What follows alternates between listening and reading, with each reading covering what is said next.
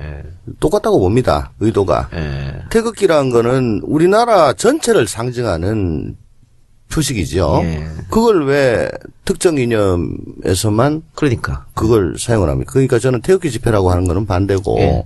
친박 집회. 집합 집회. 라고 네이밍을 한 게 맞다. 네이밍 자체를 친박 자유한국당도 집회라고 우리가 해야 그렇게 불러야 되죠. 됩니다. 자유한국당이라는 것도 자기들이 한국당이라고 불러달라는데 예, 정당이란 건 영어로 뭐예요? 파티죠. 예. 파티가 뭡니까? 일부 무리죠. 일부 무리를 대변하는 거를 파티라고 해요. 그러면 한국당이다? 어떻게 한국 전체를 대변합니까?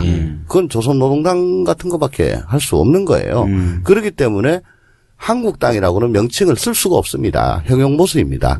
그래서 자유한국당이라고 불러주거나 자유당이라고 혹은 자한당 세 개 중에 하나를 해야 돼요. 그래 네티즌들도 지금 오늘 3일절이니까 집 앞에 태극기를 걸어야 되는데 멈칫멈칫 했다고 많이들 그러시더라고요. 너무 슬프네요. 그 슬픈 진짜. 일이죠. 예, 예. 어떤 분은 식당에 들어갔다 태극기 걸린 거 보고 놀래가지고 도망 나왔다고. 안타까운 태극기에게 우리가 그런 느낌을 가져야 될 수밖에 없는 상황이 됐네요. 그러니까. 저도 어젯밤에 밤에 잠깐 집 앞에 나와 있었는데 뒤에 태극기를 꽂은 택시가 우리 동네를 몇 바퀴 돌고 있는 거예요. 무서운 거예요. 괜히. 네, 태극기를 꽂고 있는 택시가. 그러니까 빨리 이 전국이 좀 끝나서 다시 모든 게 정상적으로 제자리로 돌아왔으면 하는 바람입니다. 더불어민주당 제19대 대통령 선거 후보자 선출을 위한 당내 경선 선거인단 모집을 안내합니다.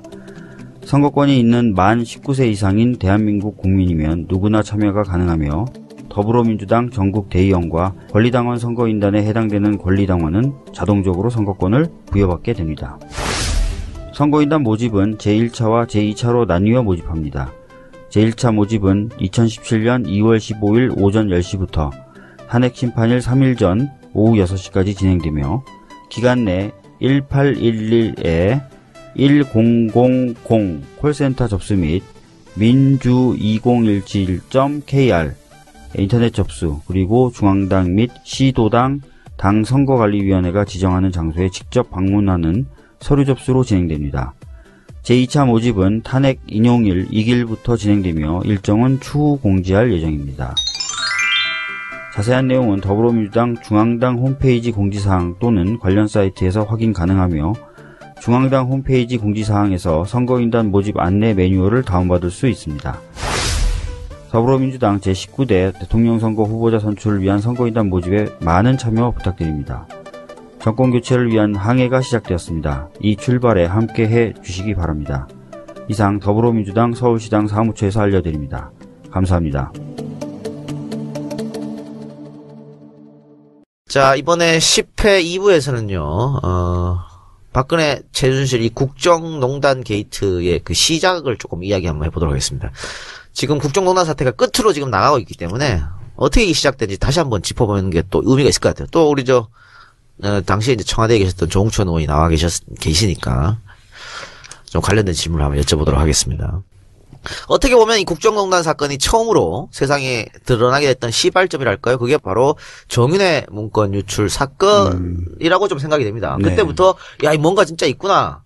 그러니까 사인들이 국정을 이렇게 좌지우지 하는구나. 이렇게 국민들이 추측할 수 있었는데 이 정윤회 문건 유출 사건의 핵심에 조홍천 당시 공직기강 비서관이 있었지 않습니까? 그것도 네이밍을 좀 바꿔주십시오.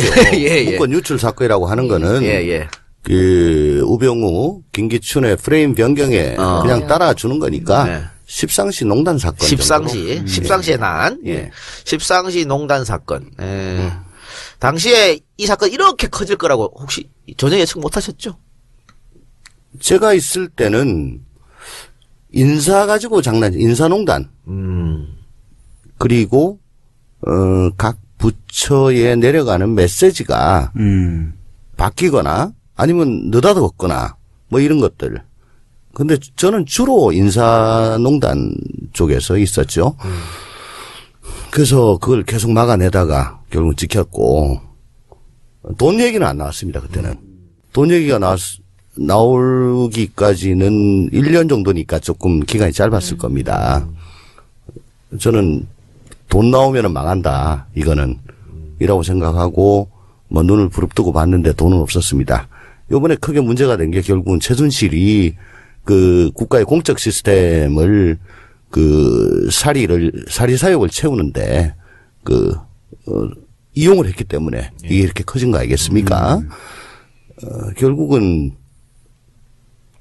인사를 가지고 주무르고 뭐 연설문 그거까지 플러스 이제 최 씨 일가의 사적인 이익을 채우는데 대통령이 동원이 되고 국가 시스템이 놀아났다는 거. 예. 요게 이제 본질인데 그때는 하여간에 돈이 터지면 이건 막 큰일 난다. 그 정도로만 생각하고 있었습니다. 돈은 없었습니다. 어쨌든 뭐 김기춘 실장 그리고 조홍천 비서관, 박하천 경정 이 라인으로 수사가 이제 나름대로 정보 조사가 된 거죠. 그리고 박하천 경정이 정보를 취합해서 보고서를 만든 거고. 저한테 오다를 준 거고요. 예. 김기춘 실장이. 예.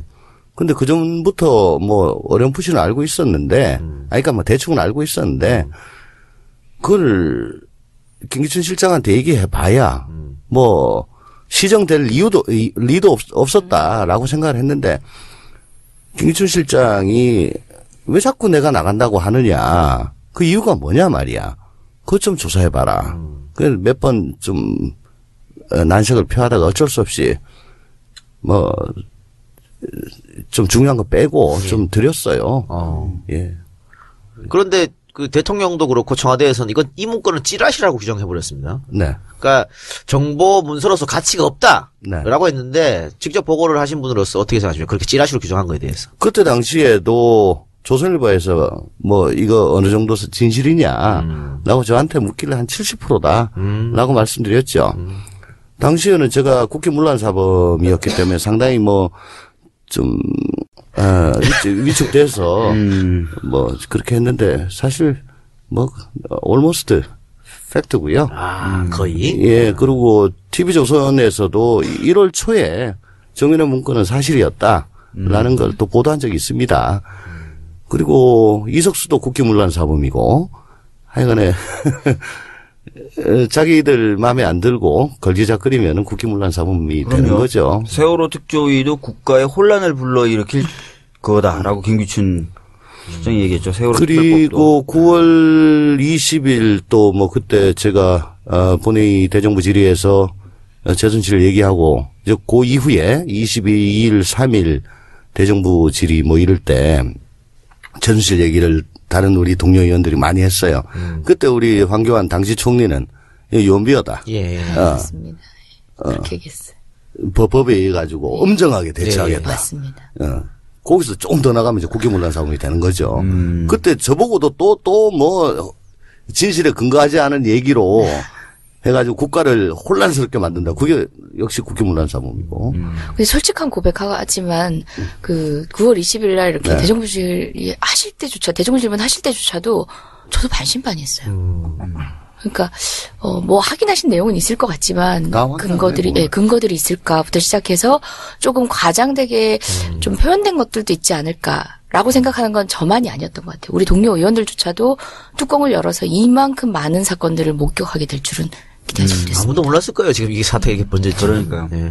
근데 그 두 분은 사실은 그 당시에는 국회의원이 아니었고 이 십상시에 난리 터졌을 때는 그 민변 변호사로서 또 거리의 변호사로서 시민단체하고 또 같이 손잡고 활동 많이 하셨는데 이 사건 터지고 어떤 생각이 들으셨어요? 저는 마찬가지였어요. 그때 역시도 확인되는 사실들이 있을지라도 그 문건의 내용들에 대해서는 충분한 근거나 신뢰를 갖기가 우리의 상식 수준에서는 좀 받아들이기 힘든 프레임이었기 때문에 그렇죠. 예.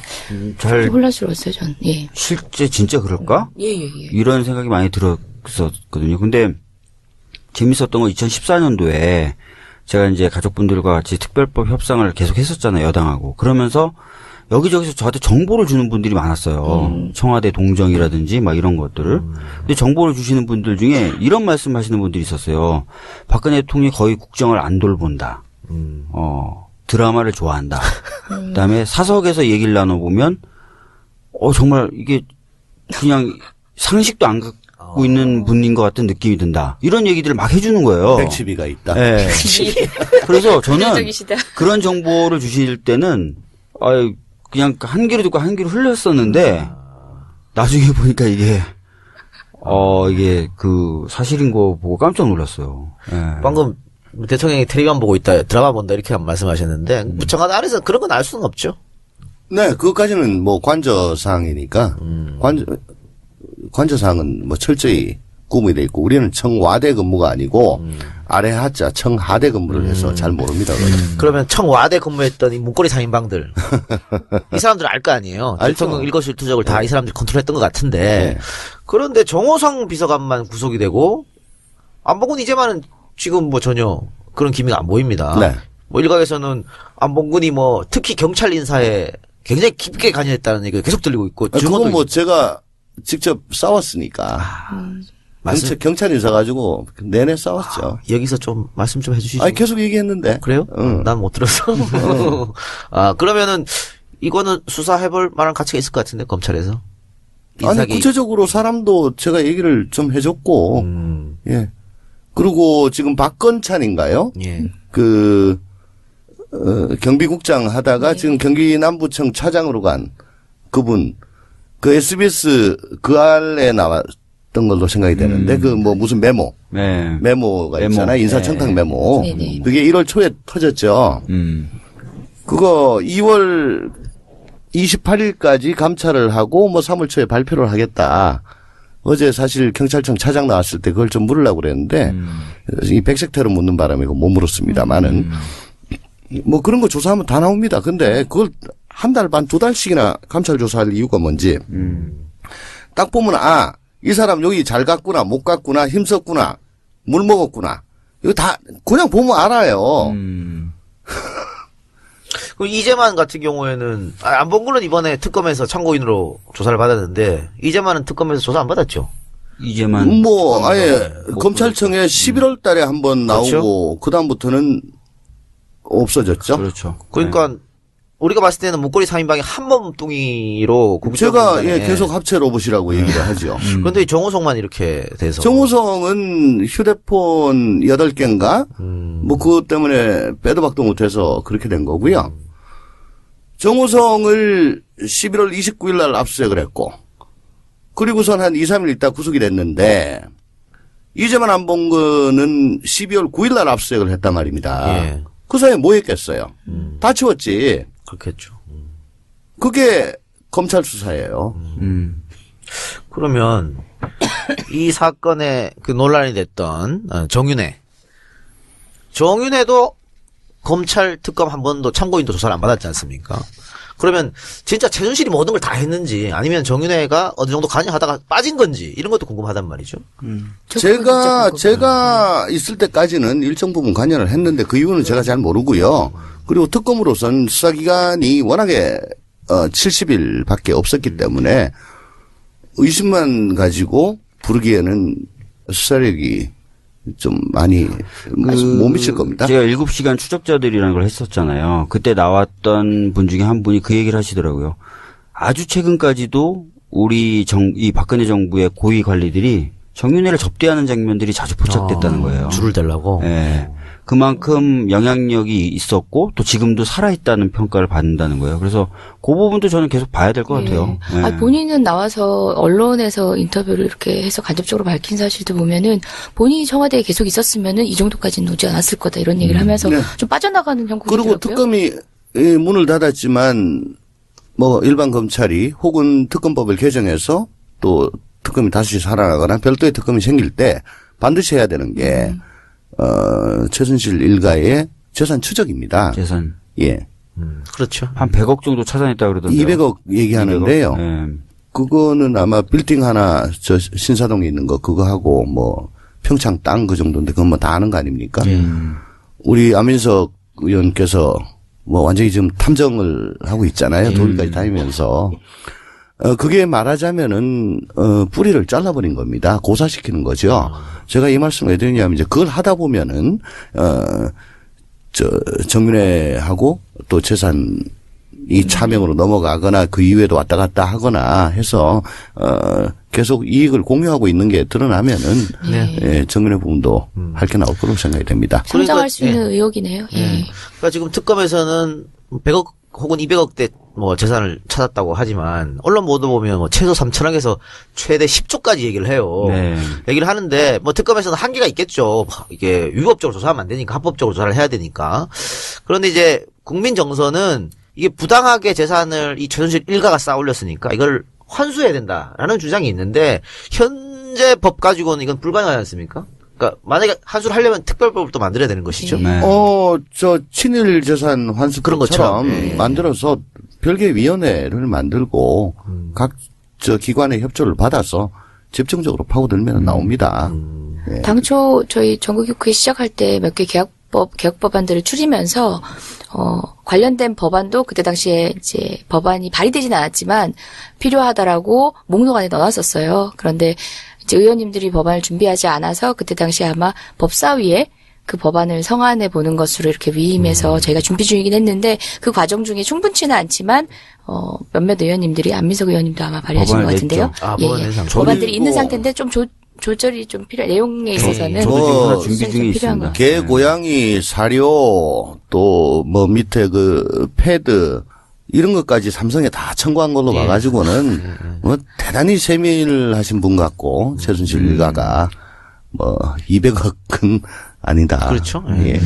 자, 사실은 이 최순실 국정농단 사건은 내부 고발자들의 고발이 없었으면 이렇게까지 안 왔을 것 같습니다. 네. 물론 그 내부 고발자들이 뭐 최순실의 공범이냐 종범이냐 이런 걸 좀 떠나가지고요. 예, 내부 고발자의 폭로부터 시작됐는데 일각에서는 대한민국 내부 고발자를 보호하는 법률이 너무 약하다. 그래서 약하죠. 내부 고발자가 안 나온다.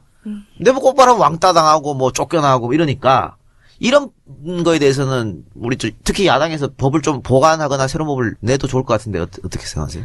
지금 현재 실질적으로 뭐 법이 없는 건 아니지만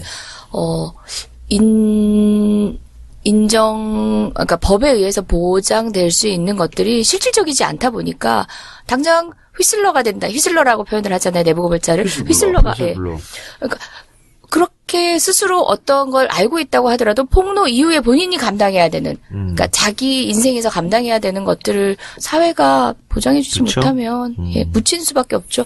비단 이 사건뿐만 아니라 이 사건에서 뭐 폭로하신 분, 폭로라고 하면은 너무 자극적으로 들리니까요. 이렇게 고발을 해주신 분들도 벌써부터 어떻게 보면 신변의 위협 그리고 남은 삶, 어떻게 보면 세중의 관심들이 흩어졌을 때 그분들에게 닥칠 여러 가지 불이익들이 더 염려되는 것도 사실이거든요. 그러니까 군대에서 내부 고발하면 2등병으로 강등돼서 불명예 제대 시켜버리고 공무원이 내부 고발하면 쫓겨나고 이런 건 최소한 막아줘야 되지 않겠나 싶어서 법적으로. 예. 그러니까 이분으로 인해 가지고 우리가 모르고 지나치고 또 우리의 혈세가 낭비가 되고 우리의 공적 시스템이 망가질 거를 이분으로 인해서 정지시켰다, 막았다, 회복시켰다.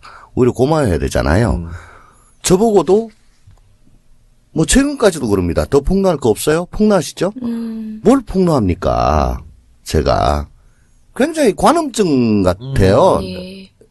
폭로적 관점에서만 접근하시는 분들은 들여다보고 싶어 한다고. 그러고선 그러면 그렇지. 자기의 지적 호기심 혹은 자기의 게스가 맞았다. 뭐 이런 거 정도로만 끝나요. 이게 얼마나 참 가치 있는 일인지 그건 제대로 평가를 안 해준다고. 그건 우리 정부가 좀 반성을 하고 예. 또 인식의 변화를 이끌기 위해서는 우리 박주민 의원님이 법안을 하나 좀 만들어주셨으면 좋겠네요. 저희 당 늘 법 급히 필요할 때는 박주민 의원님만으로. 아니, 뭐 이런 아이디어들은 있더라고요. 이번에 최순실의 재산을 환수하면은 그걸로 그냥 어떻게 막 이렇게 저렇게 쓰지 말고 독립된 기금으로 만들어서 거기서 특별히 내부 고발자들을 보호하는 식으로 예. 쓰면 어떠냐는 아이디어를 많이 주시더라고요. 시민분들이. 그리고 지금 수사 안 된 것들 중에 사실은 각 부처에 보면 연공 서열을 벗어나가지고 갑자기 출세하고 혹은 또 갑자기 찌그러지고 그 인사 체계가 많이 무너져 있습니다. 지금 각 부처에. 그게 뭐냐? 줄을 잘 잡았냐 못 잡았냐. 이거거든요. 그거 저 사람 누구 백으로 저 자리 갔어요. 근데 그 자리가 되게 높은 자리고 중요한 자리야. 그러니까 밑에서 그 얘기하면은 그 얘기한 사람 그 부처에서는 죽어요. 얘기를 못 합니다. 그걸 내부에서 얘기를 해주면 소위 말하는 우병우, 최순실 라인들 그거 금방 다 밝힐 수 있거든요. 그리고 그 사람들은 정말 자기의 일신의 안위 이걸 우선하는 사람들로서 저 공무원으로서는 자격이 없다고 저는 생각을 합니다. 솎아내야 됩니다. 특검이 이것까지 하기에는 지금 힘이 딸려서 끝났는데 내부 고발자를 보호를 해줘야 될 이유가 또 있는 거죠. 예, 뭐 이 사건과 조금 떨어져 있긴 하지만 최경환 그 친박계 예. 거물인 최경환 의원이 뭐 수사 지금 받게 될 소환을 받았잖아요. 중소기업진흥공단 그 부정 청탁 사건 때문에 모레 나가죠. 3월 3일 날. 예. 그 사건에 있어서 실질적인 또 역할을 하신 그렇게 고발을 하신 분은 그분만 정점으로 그러니까 본인이 주범으로 해서 지금 재판을 거의 이제 막바지 이르고 있는데 재판을 받고 계세요. 그분의 경우를 보니까 제가 그 사건 변호인을 하다가 국회로 들어와서 지금 다른 동료 변호사님께서 진행을 하고 계신데 부당 정보에 대해서 뭐 시정 조치를 요구하고 등등 법에 의해서 뭐 몇몇 가지 보호를 받을 수 있는데 뭐 신청을 하더라도 요건이 너무 엄격해서 그분은 부당 전보 당하고 대기 발령 당하고 실질적으로 본인이 평생 못 나오는 직장에서 떠나야 하는 지경까지 이르렀는데도 불구하고 요건이 너무 엄격해서 해당 사항이 없더라고요. 그러니까 지금 문재인 캠프에 가 계시죠? 장진수 주무관. 예. 장진수 주무관 같은 경우에는 그 국무총리실에서 불법 사찰을 폭로했다가 어쨌든 뭐 증거인멸 이런 걸로 집행유예를 선고받았거든요. 그러니까 공직에서 쫓겨나고 실형받고 아무것도 못합니다. 그래서 그때 성남시에서 이제 이재명 시장이 조금 특별 채용식으로 이제 공무원으로 채용하려고 했었는데 그 집행유예가 있기 때문에 안 되는 거예요, 그게. 공명 결격 사유다 보니까. 결격 사유니까. 장하나 의원도 의원실에 이제 보좌관으로 채용하려고 했는데 안 되죠. 그래서 계속 그냥 아무것도 못하고 있었는데 이번에 어떻게 어떤 문재인 캠프로 들어가서 정말 사형스럽다 생각하는데 그런 분들을 보호하기 위해서라도 어떤 그 지금에 있는 법을 좀 보완하는 게 필요할 것 같습니다. 자, 그리고 이번 사건 내부 고발자를 폭로로 시작됐고 또 언론에서 보도를 안 해줬으면 또 이게 크게 안 됐습니다. 그러니까 조선일보, 한겨레, 또 JTBC까지 뭐 이렇게 했었는데 그러면 그렇기 때문에 언론이 굉장히 중요한 역할을 해줘야 되는 겁니다. 맞습니다. 그런데 뭐 박근혜 정부, MB 정부 언론이 망가졌다는 얘기를 많이 들었지 않습니까? 특히 이번에 MBC가 또 김장겸 사장을 어처구니 없게 또 임명했어요. 네. KBS 고대영 사장 임기 아직 많이 남았습니다. 이렇게 되면 정권이 교체돼도 MBC, KBS는 바뀔 것 같지 않은데 어떻게 생각하십니까? 실제로 그렇겠죠. 사실은 그러려고 김 사장을 안 친 거잖아요. 알바끼식으로. 예. 경력직도 채용하고. 아우, 난 김 사장 무서워. 나 고소인이야. 그래서, 김 사장님 존경해요. 근데 지난번 MB 정권 들어서서 그때 KBS 정윤주 사장 임기가 많이 남았었는데 거의 뭐 강제로 쫓아내다시피 한 거 아니겠습니까? 맞습니다. 어떻게 우리도 그래야 되는 거 아니에요? 결국은 법 개정을 해야 되는데요. 그 미방위에서 지금 난리 났죠. 자유한국당 그 뭐 간사 간사가 또 거기 또 딱 위원장 아닌가요? 예. 신상진 뭐 그리고 간사 신상진 위원장. 간사도 문제, 박대출도 문제고 신상진도 박대출 문제고. 간사는 요즘 태극기 들고 집회 나가던데. 진주 기반의 박대출께서 그러니까 저기서 저렇게 협조를 안 해주면 이것도 통과되는 게 어려울 거 아니에요. 맞아요. 지금 신상진 위원장 같은 경우는 정말 위원장 자격이 없어요. 그러니까 어떤 꼼수를 쓰냐면 그냥 의안으로 안 올리는 것뿐만 아니라 안건조정위원회에 해부를 해놨는데 그러면 안건조정위원회를 구성을 해야 돼요. 그러면 또 이제 절차대로 이제 가는 프로세스가 있거든요. 근데 구성 자체를 안 하는 거예요. 어쨌거나 동물국회 막으려고 국회법을 거의 합의를 전제로 아름답게 이렇게 쫙 진행하는 이름도 것처럼 멋지잖아요. 만들어놨는데 합의가 됩니까? 땡깡 피우는데. 그러니까 이게 한 발자국도 못 나가고 국민들 너희들 뭐하냐 그러고 제일 바꿔야 되는 건 국회법부터 먼저 바꿔야 돼요. 너무너무 답답합니다. 말이 안 돼요. 이게. 그러니까 언론 개혁도 상당히 중요한 건데 이번 사실은 박근혜 최순실 게이트 터지면서 화두로 떠오른 게 뭐 적폐청산 정의 아니겠습니까? 그런데 이렇게 지금 자유당에서 발목을 잡으면 한 발자국도 못 나가니까 참 안타깝습니다. 그게 그러게요. 그런데 미디어법 관련돼서는 본인들도 정권이 바뀌면 이렇게 지금의 제도면은 자기들도 불리할 텐데 왜 저걸 저렇게 고집할지 모르겠네요. 그러니까요. 저희는 저도 이제 공정언론 특위에 있었는데 그래서 법안을 마련하면서 이 법안 같은 경우는 사실 우리가 양보하면서라도 만들려고 하는 거다. 지금과 같은 공영방송 사장 임명 위한 어떤 제도는 집권당에 유리한 거잖아요. 그렇죠. 그러니까 우리 스스로 포기하는 요 법에 대해서는 동의를 할 거다. 새누리당, 당시 새누리당은 동의를 할 거다라고 했는데 그것마저도 희한하지. 불사발대를 하더라고요. 왜냐하면 이런 얘기를 한다 그러더라고요. 그 진보 정당이 장권을 잡아도 오래 가지 않을 거다.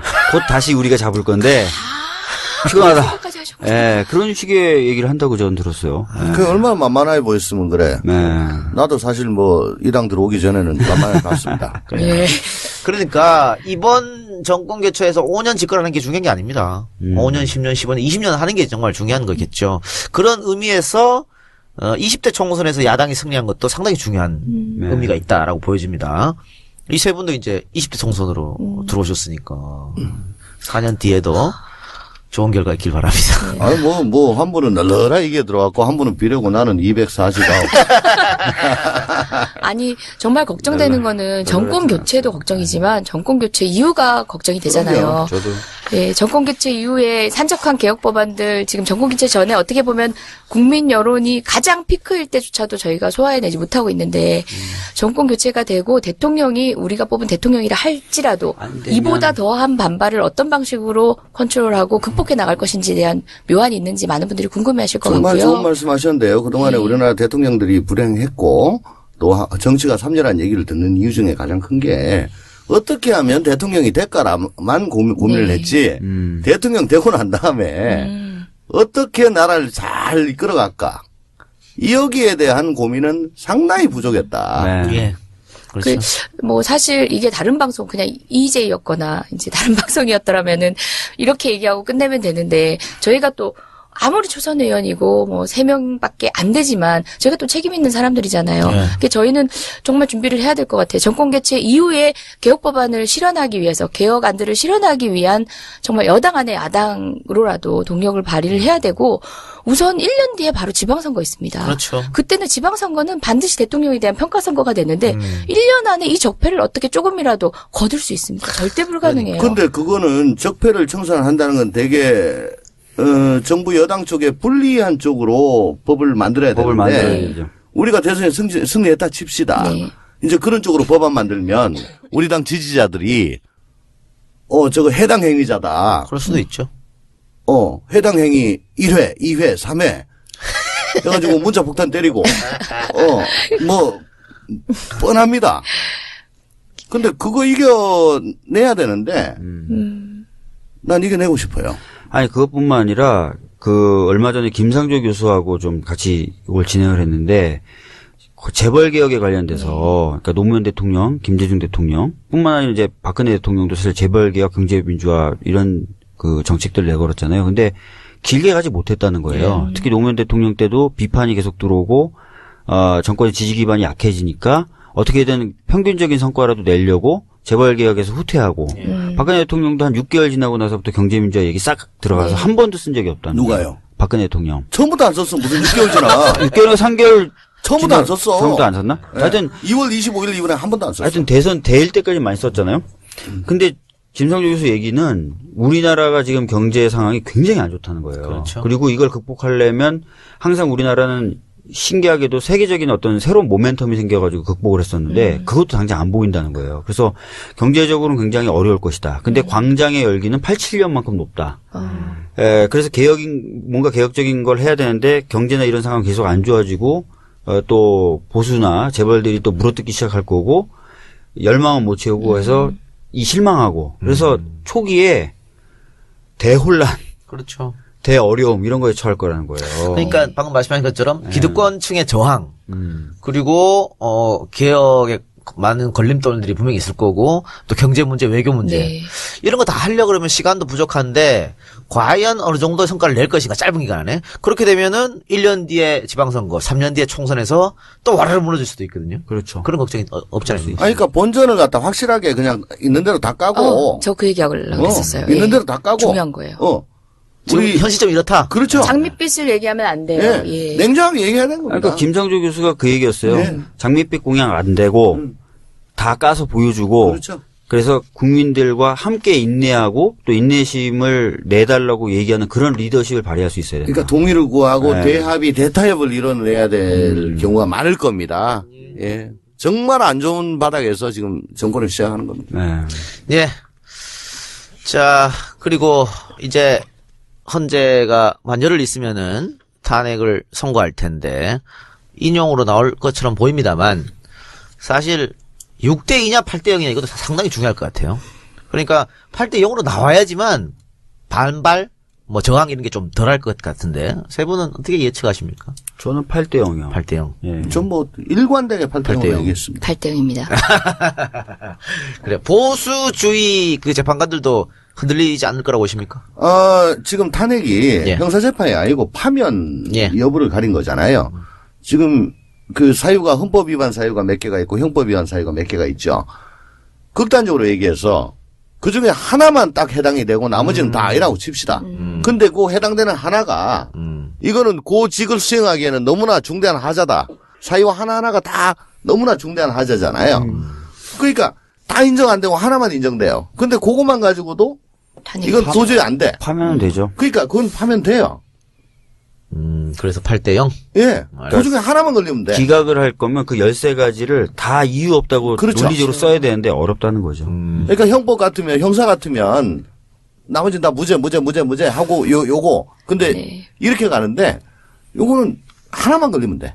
그 농담으로 형사소송에서 무죄율이 적은 이유는 판사가 판결문 쓰기 싫어서 그런 얘기를 기대합니다. 아니에요. 옛날엔 또 저 살인죄로 기소하면서 향토예비군 설치법 위반을 같이 기소했어요. 그래가지고 살인은 무죄되고 향군법은 왜 저 이사하고 2주 내에 신고 안 하면 그 벌금 50만 원 되는 거 있잖아. 예. 그거 일부 무죄야. 그러면 무죄로 안 잡혀. 자, 만약에 탄핵이 뭐 이렇게 세 분이 예측하신 대로 8대 0으로 인용이 되면 저기 친박 집회 더 나올까요? 아니면 급속도로 동력이 떨어질까요? 근데 뭐 저는 절차적인 그 불공정성이라든지 이런 거 또는 그것을 통해서 결과가 잘못됐다라는 주장은 계속 할 것 같은데요. 동력은 근데 사실 떨어지긴 떨어질 것 같긴 한데 어찌됐든 그거를 계속 불씨를 지펴가려고 할 거예요. 저는 박근혜 대통령의 그 태도가 상당히 중요하다고 생각됩니다. 예. 아마 탄핵 인용이 된다면 예. 그날로 방 빼겠죠. 예. 법은 지금 그렇게 돼 있죠. 그럼 예. 방 빼가지고 나와. 삼성동 자택으로 가겠죠. 뭐 거기를 글로 가건 구미로 가건 어디로 가겠죠. 예. 근데 이 양반이 저 친박 집회에 나왔다. 예를 들어. 그럴 수도 있겠네. 예, 아니면 오늘 어저께 저 박사모에 보냈나? 뭐 100만 펠레터? 통의 예. 러브레터 너무나 감사합니다. 예. 100만 통이면 도대체 이게 어떻게 되는 거야? 그러니까. 그렇게 정말 이 대한민국이 하나된 대한민국, 100% 대한민국을 공약으로 내세웠는데 완전 그 좌우 오른쪽 끄트머리에서 이해 안 되는 그 집회 시위하는 분들한테 그 고맙다고 땡큐. 이거 100% 대한민국 아니잖아요. 그죠? 시위를 독려하는 것 같은데. 네, 마찬가지로 이제 나가가지고 땡큐. 뭐 그런 메시지 계속 보내고 하면 예. 난 오늘도 뭐 잠 못 들고 울고 있어요. 유유. 뭐 이러면 좀 문제되지 않을까? 저는 어쨌든 뭐 시민 불복종이란 이야기를 하고 있다고 하더라고요. 정말 헌법 책에서 헌법 교과서에서 가장 아름다운 단어들을 죄다 뽑아 쓰고 있는 이제 우리 보수 시민들이신데 저는 보수 시민, 태극기 시민이라고 얘기하는 그 친박 집회가 더 늘어나고 아니고에 저희가 염려를 더할 필요는 없다고 생각해요. 중요한 건 우리의 태도와 자세입니다. 죄는 미워하되 사람은 미워하지 말라고 해서 사람 포용해야 됩니다. 근데 중요한 건 죄는 미워해야 돼요. 그래서 분명히 타협해야 될 것과 우리가 또 다른 어설픈 타협을 통해서 청산하지 못한 적폐가 돼서 10년 후에 20년 후에 다시 또 박근혜를 소환하거나 최순실을 소환하게 돼서는 안 된다고 생각합니다. 그거는 결코 소위 그런 얘기 하잖아요. 뭐 피해 복수를 할 거냐 뭐 이런 섬찟한 얘기도 하는데 복수의 문제가 아니라 우리 사회가 한 발 더 앞으로 나가게 하기 위해서 결연하게 유지해야 되는 어떤 원칙적인 부분들을 좀 되새길 필요가 있다고 그리고 생각해요. 한 말씀만 더 드리면요.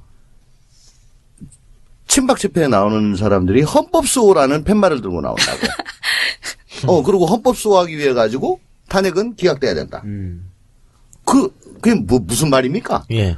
아니 헌법을 어겨가지고 지금 탄핵을 받고 있는데 탄핵 심판을 받고 있는데 그 사람을 옹호하는 게 헌법을 수호하는 거래. 이게 같은 헌법을 두고 말이 안 되잖아요. 근데 이걸 부추긴 사람들이 대통령 측 대리인들이에요. 그렇죠. 이거는 법치주의를 뒤흔드는, 근간을 뒤흔드는 아주 이건 변호사로서는 있을 수 없는 일입니다. 그런 의미에서 아까 그 징계를 뭐 심각하게 고려를 하는 거고요. 법치를 뒤흔드는 일이에요. 변호사가 법리를 가지고 이야기해야 되는데 예. 정치적 목적을 가지고 이야기를 했으니까. 네, 그리고 아까 우리 저 박주민 의원이 개혁입법 뭐 계속 이야기하셨습니다만 어쨌든 이게 입법이 되려면은 법사위라는 장애물을 뛰어넘어야 되잖아요. 네. 근데 지금 법사위원장이 바른정당의 권성동 위원장이고 자유당에서는 또 그 유명한 김진태가 간사죠? 네. 그러니까 어제도 뭐 한바탕 했다면서요. 시끄럽게 네. 박범계 의원하고. 아니 뭐 저 서로 좀 격앙됐고 네. 뭐 반말 좀 했다고 그 꼬투리 잡아가지고 이제 그때는 자기도 반말하고 그러니까 그 상황에서 이 개혁입법들이 법사위라는 장애물을 쉽게 넘어갈 수 있을까요? 앞으로도 계속 문제가 될 것 같은데 어떻게 보세요? 그래서 이번 일을 계기로 좀 법사위 운영 그 시스템을 좀 네. 바꿔야 될 것 같아요. 그러니까 지금까지 권성동 위원장은 관례를 들어가면서 여야가 합의되어야만 의사 일정에 넣을 수 있고 처리할 수 있다라는 얘기를 했는데. 그게 뭐 법사위 관행이라고 합니다. 네. 근데 국회법에 보면은 그게 없죠. 그게 아니거든요. 그래서 법에 따른 진행을 해달라고 좀 강력하게 요구할 필요가 있고요.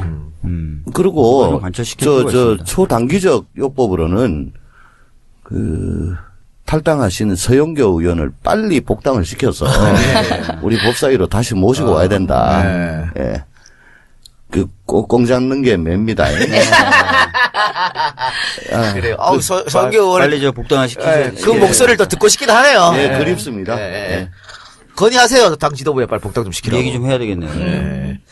그래요. 알겠습니다. 자, 오늘 방송은 이제 마무리할 시간입니다. 일부에서 말씀드렸습니다만 우리가 오늘 3월 1일 날 녹음하는 관계로 이 세 분이 지금 끝나고 빨리 광화문 광장으로 달려가셔야 됩니다. 그래서 시민들도 만날 계획이니까 세 분 빨리 보내드리도록 하겠는데 그 마지막으로 한두 가지만 질문드리죠. 혹시 지금 민주당 경선이 한참 선거인단을 모집하고 있는데 세 분은 어디 캠프에 합류했다는 얘기를 못 들은 것 같은데 들어가셨어요? 저는 들은 바가 있긴 한데 뭐 말씀드리지 않겠습니다. 말씀하세요. 아니 괜찮아요. 탄핵이 끝나지도 않은 상황에서 경선 또는 뭐 캠프 구성이나 활동을 하는 게 적절치 않다는 판단을 저는 좀 하고 있었던 거죠. 아이고 다른 분들 들어가신 분들은 뭐가 돼요? 그럼? 저는 두 그렇게 분 들어가신 줄 말씀하시면. 알았는데 아닌가요? 다른 분들하고 저는 소추위원이잖아요. 특히. 그러니까 더더욱. 네. 저는 뭐 반문질 2회 했다고 지금 지적된 사람이고. 5위 올라갔죠? 예. 5위에 올라가요? 5위, 오늘의 유무에 아. 반문질 2회로 조홍천 올라갔어요. 예. 그 뭐 개헌 뭐 찬성 성명 2번 했다고 그러는데 그 자세히 한번 읽어보십시오. 개헌 찬성이 아니죠. 개헌이 아닙니다. 예. 예, 당의 화합을 저해하는 것에 대해서는 일벌백계를 해야 된다. 그런 내용입니다. 그럼 아직 계획은 없으시고 어디? 저요. 예. 저는 뭐 저 자신 또 헌법기관으로서 예. 어떻게 하는 게 우리 당의 수권 능력을 키우고 또 과시할 수 있는가. 안심하고 시민들이 국민들께서 우리 당 소속 후보를 찍겠다고 결심하시는데 도움이 될 수 있겠는가. 그게 최우선적으로 제 고려사항입니다. 이제 그럼 뭐 경선돼서 누가 한 명 후보되면 그때 가서 그때는 뭐 예. 만사 그렇죠? 제끼고 예. 뭐 팔도 유람단을 하라고 해도 사실 뭐 그거 하고 싶습니다. 팔도 유람단. 저랑 같이 하세요, 우리 예, 대우가요. 팔도 유람단 하고 싶어요. 자전거 타고 가세요. 아니 저 뭐 뽀로 빠지네. 탈수고 갈랍니다. 예. 저는 지금 당 대변인 역할을 맡고 있어서 사실상 공무원이기 때문에 경선 기간이 짧고 뭐 제가 볼 때는 제 자리를 지키고 있는 것이 제 역할인 것 같아서 민주당 공무원 역할을 하고 있고요. 거기에 이제 한마디 더 보태자면 우리 박주민 의원님이 하신 말씀 중에 뭐 탄핵이 먼저니까 이런 말씀 하셨는데 거기에 이제 반대 입장은 아니지만 이 말은 꼭 하고 싶어요. 광장의 시민들도 탄핵도 아직 어떻게 될지 모르는데 왜 대통령 선거에 이렇게 변죽을 울리느냐, 민주당은 왜 그러느냐 하는데 저는 우린 놓치지 말아야 됩니다. 조기 경선입니다. 대통령 선거는 내일을 결정하는 거예요. 대한민국의 내일을 결정하는 것이기 때문에 어떤 사람을 지지하느냐에 대해서 지금 얘기를 하자고 하는 것들이 아니라 민주당이 어떤 수권 정당으로서의 어떤 대한민국을 열어갈 것인가를 자명하게 보여준 새 후보입니다. 여기에 대한 논의도 비중 있게 다뤄줘야 되고 그 부분에 대해서 여러분들이 탄핵 이후에 얘기해라 하고 통상 정치를 바라보는 정치인들의 그런 자기 자리 찾기로 바라보시지 않고 긍정적으로 조금 적극적으로 응해주셨으면 좋겠다는 당부의 말씀입니다. 뭐 저도 이재정 의원님 말씀에 100% 동감. 다만 근데 저는 약간 특수한 위치다. 네, 본인의. 그리고 본인의 말씀을 하신 건데. 예를 들어 뭐 토론회 몇 번 하느냐 가지고 뭐 좀 얘기가 있는데 과정은 문 밖으로 세워나지 않았으면 좋겠다. 결과만 나왔으면 좋겠다. 예, 알겠습니다. 또 어쨌든 뭐 이번 새롭게 출범할 정권은 인수위가 없으니까 미리미리 준비한 건 필요합니다. 예. 진짜 어마어마합니다. 인수위였기 때문에. 그렇죠. 당선 딱 되고 가면은 청와대에서 한광욱 실장이 어서 오십시오 하고. 야, 그러니까 뭐 준비를 많이 해야 돼요. 골 때립니다. 산 넘어 산이지만. 자, 우리 박주민 의원은 뭐 고정 멤버시니까 상관없지만 두 분은 스페셜 게스트인데 그러면은 이제 뭐 탄핵이 인용되기 전에 이제 이 자리에 올 일이 없잖아요. 한마디씩 해주세요. 그러니까 우리 저 청취자 여러분들께 그동안 뭐 이게 헌법재판이 진행되는 동안 또 박근혜 탄핵이 진행되는 동안 지금 듣고 계신 분들 다 매주 이제 거리로 나가서 촛불 들고 하셨거든요. 네. 이제 거의 끝나갈 무렵이니까 한마디 좀 해주시기 바랍니다. 이 민심의 도도한 바램, 물결을 역행한 거는 죽으려고 작정을 하는 겁니다. 예. 그건 뭐 지금 태극기 집회, 뭐 친박 집회 잠시 전에도 결국은 오래 가지 못합니다. 우리 당이 뭐 반드시 대선에서 승리할 거라고 믿고 또 그렇게 돼야 됩니다. 그 전에 좀 부탁드릴 게 있습니다. 대선 후보 그 한 사람 한 사람은 다 우리 당의 소중한 자산이고 그 한 분 한 분 다 우리 당을 위해 가지고 지금까지 노력해왔고 또 빛내신 분들입니다. 각자 선호하는 후보가 다르다고 해서 다른 후보를 지지하는 분들한테 너무 생각이 다름을 인정하지 아니하시고 좀 생경한 그런 말씀을 하는 거는 원팀으로서 가기에는 좀 부적합한 것 같습니다. 다 우리는 원팀입니다. 예, 같이 가야 되겠습니다. 훌륭한 말씀 감사드립니다. 자, 이재정 의원님. 네, 조홍천 의원님의 훌륭한 말씀에 저도 동감하고요. 네. 말씀 중에도 나왔다시피 저희 이제 뭐 대선 승리를 뭐 장담하고 있는 게 아니라 어쨌든 대선 승리한다 손 치더라도 그 이유가 더 힘겹습니다. 사실 더 또렷이 보이지 않는 것이 사실이에요. 탄핵을 추진하던 이 시간들의 경험이 너무 값지고 힘이 될 겁니다. 그런데 그 동력이 정권이 교체되고 난 이후에 언제까지 이어질 것인지 사실 두려운 마음이 많은데요. 정치권에서도 소통을 하려고 노력하겠습니다. 국민 여러분들도 정말 뭐 문헌 그대로의 광장 촛불이 아니더라도 정말 광장의 촛불로 대변되는 그런 민심을 끊임없이 정치권으로 에너지를 쏟아주셔야 정치권이 할 수 있습니다. 함께 다시 시작하는 마음으로 그때 다시 뵙겠습니다. 예, 고맙습니다. 박주민 의원도 덩달아 한마디. 네, 뭐 어려운 시국이고 어려운 상황입니다. 근데 지금까지 잘해왔어요. 이제 앞으로 좀 더 잘하면 될 것 같고 충분히 잘할 수 있을 것 같습니다. 근데 하나는 좀 그거죠. 이왕이면 좀 더 많은 사람이 함께 갈 수 있도록의 마음 자세가 필요해요. 자칫 잘못하면 굉장히 소수의 정당으로 정권 교체가 될 수도 있어요. 그래서 다들 좀 함께 가는 식으로 생각해 주셨으면 좋겠습니다.